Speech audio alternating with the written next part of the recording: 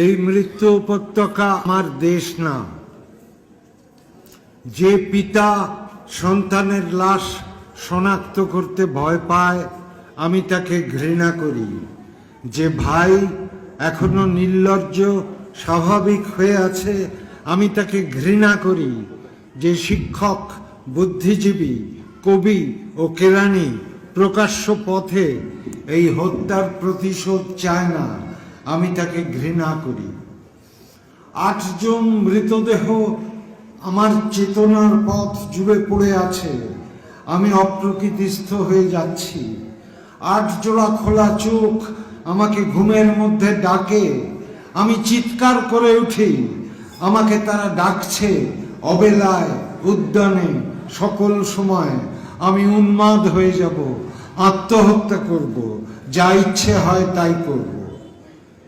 ইস্তাহারে, দেয়ালে, স্টেনসিলে কবিতা এখনই লেখার সময়।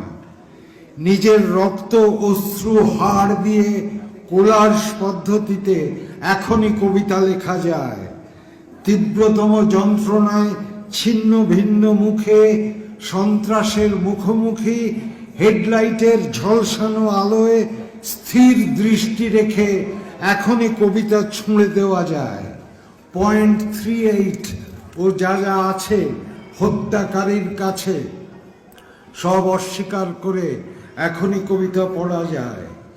লকআপের পাথরহীন কক্ষে ময়না তদন্তের হ্যাজাক আলোকে কাঁপিয়ে দিয়ে হত্যাকারীর পরিচালিত বিচারালয়ে মিথ্যা অশিক্ষার বিদ্যায়তনে শোষণ ও ত্রাসের রাষ্ট্রযন্ত্রের মধ্যে সামরিক অসামরিক কর্তৃপক্ষের বুকে কবিতার প্রতিবাদ প্রতিধ্বনিত হোক।